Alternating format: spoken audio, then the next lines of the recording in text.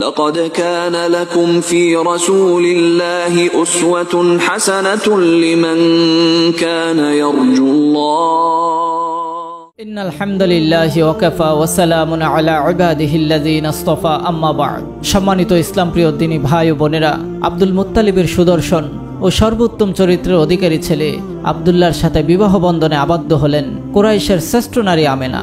বিবাহের পর আমেনা মক্কায় স্বামী গৃহে আগমন করেন এবং স্বামীর সঙ্গে সুখে শান্তিতে বসবাস করতে থাকেন।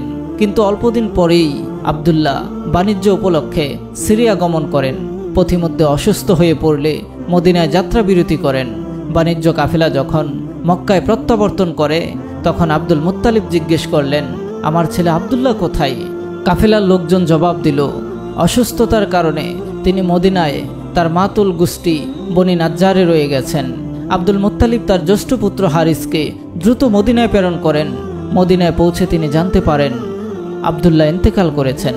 1 মাস রোগাক্রান্ত থাকার পর তিনি ইন্তেকাল করেন এবং মদিনায় দারে নাবিগায় তাকে দাফন করা হয়। হারিস ফিরে এসে পিতা আব্দুল মুত্তালিব এবং অপরাপর আত্মীয় স্বজনকে দুঃখজনক সংবাদ জানান। ফলে সবাই দুঃখিত ও বিষণ্ণ হয়ে পড়েন।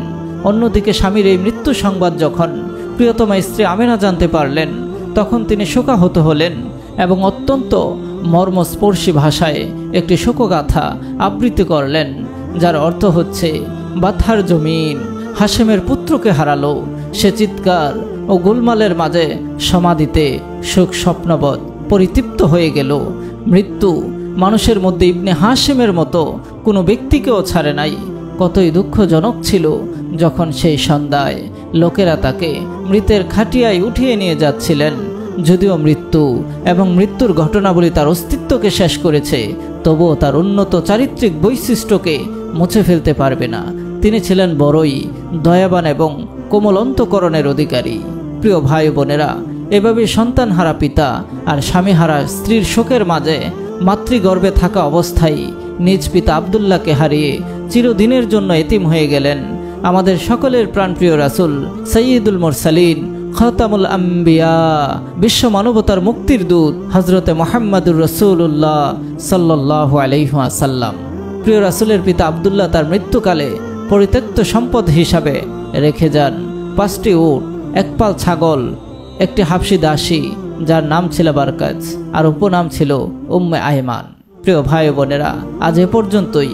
পরবর্তী পর্বে আবারও কথা হবে ইনশাআল্লাহ। সেই পর্যন্ত সকলেই ভালো থাকুন, সুস্থ থাকুন এ কামনা করে বিদায় নিচ্ছি। ওয়া আখির দাওয়ানা আনিল হামদুলিল্লাহি রাব্বিল আলামিন।